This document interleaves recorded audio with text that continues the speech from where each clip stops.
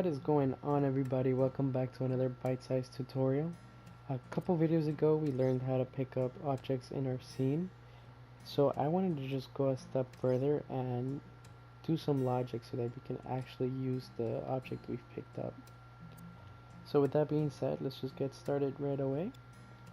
Over here we have a little key that Charlie needs to pick up. If you haven't already watched the video for the pickup logic, I highly recommend you do so you can understand this, but right now I'm just going to do a quick overview of it. This trigger zone is going to detect our player Charlie. I have a tag set up here for him, and this tag is being, this tag, I don't know why it doesn't work. There we go. This tag is going to be detected between his feet. When you get detected, it's going to give us access to this controller sensor, which when we press square, it's going to do three things. It is going to destroy the sculpture, it's going to play a sound effect, and it's going to send a signal through this wireless transmitter. Also, when you get detected, it's just going to do a visual cue to press square to pick up. So now that that's out of the way, let's get into how we can use the key to open up this door. These are going to be the main components you need. You're going to need a wireless receiver for the signal that you've picked up the key, a counter so that when the counter is full, it's going to activate this trigger zone, which will then give you access to this controller sensor, a switch like we've done in the past few videos, a NOT gate, and two text displayers to show the player that you can either close the door or open the door, and finally a keyframe for the actual opening of the door. So let's get started. We're going to want to put the wireless receiver first. We're going to set this to scene. We don't really need the zone over there. We can just set it to scene. Next, we're going to want to use the counter. And once a signal has been received through the receiver, it's going to increase the count from 0 to 1 on the counter, and the counter is going to become full. And when that happens, it's going to activate this trigger zone that you see right here. You can be in either side of the door, and Charlie's going to be detected. So we're going to give power to that once the key has been picked up. We're just going to want to put this to tag, and it's going to want to detect Charlie. The next thing we're going to want to do is put a controller sensor, and through the output of the detected from the trigger zone, we are going to want to give power to the controller sensor. Next, we're going to want to use the selector, and what happens when you press square on the controller sensor is that it's going to move the next to the next output of the selector. And just a quick reminder that when you use a controller sensor, you want to switch it over from possessable to remote controllable under the important properties tab. Cool, so we're almost basically done with this whole entire logic. The next thing we're going to want to do is we're going to want to use the visual cues that I mentioned earlier. This one is going to be for open. I have them off just so that they're not in our way. But as you can see, it's just going to say open. And that's going to actually play when Charlie gets detected, because the door is originally going to be closed, and we're going to want to use one for when the door is open, and we just want to close it back up again. And that's going to be on the B output, because what happens is that the A output is when the door is closed, and the B output is when the door is open. So when the door is open, we want it to say press square to close the door. Okay, and the keyframe is going to be for actually opening the door. So like I said, the B output is when it's open. So we're just going to want to wire that to the keyframe. And as you can see, I've already done it. The door is just going to open. And just an extra thing I've added is I've done 2 seconds of slow power up and 2 seconds of slow power down, so that the door kind of swings open more realistically and not like a flick of the wrist. So that's that.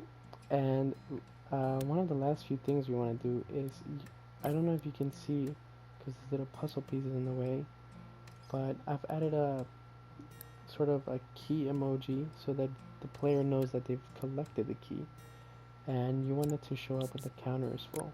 So once that signal's been received, you're gonna see that you've picked up the key. And the last thing we're gonna want to use is the NOT gate. And the reason for this is because when the door is open, we don't want it to say press square to open because it's already open. So what we want to do is we want to negate this text displayer and actually turn it off. And how we do that is with the NOT gate, because the NOT gate is going to give it power, and once it's actually received the signal, it's going to turn it off. It's going to do the opposite of what we expect. So we want to put that under the B output. So once the door is open, it is going to give power to the NOT gate. It's going to turn off the open, press square to open, and turn on the press square to close. And that's it, guys. That is how we use an object we picked up in the scene. The essential is that you use a wireless receiver and you get that signal from the wireless transmitter, and then do the logic that you want to happen afterwards, whether it's open a door or whatever logic you want to use in your scene. So let's go ahead and test this out. I'm just going to reset the scene, and something that I want to start doing in my videos is just go step by step what's going on in all the logic. So I just want to open up all of this really quick. Oh boy. Okay. Let's go through it. So first things first, if we go up to the door's not going to work because we don't have the key. So it's not going to give us the option to even open the door. If I press square, it's not going to work. So we're going to want to pick up the key. Right here, Charlie's going to get detected. It's going to give us access to the controller sensor. It's going to give us a visual cue, say square to pick up. And once we press it, it's going to give a sound effect. It's going to destroy the sculpture, and it's going to send a signal to this wireless receiver over there on the top left. If you take a look, it's going to get a signal. Once it does, it's going to bring that counter up to 1, and it's going to power up the trigger zone. So let's go ahead and press square now. And see, everything that just happened, that I said would happen, happened. 1 was added to the counter. The trigger zone is now available for us. So now when we step closer to the door, it's going to say press square to open. And the reason for that is because the trigger zone detects us, gives us access to the square button, press the square to open, and then once we do, it is going to, the selector is going to go from A to B to give us, where'd it go? To give us two things. It's going to do the animation, and I do not know why I know why they didn't play. I am very sorry. Let me just redo this really quick. It is because I never turned these on. I had them powered off.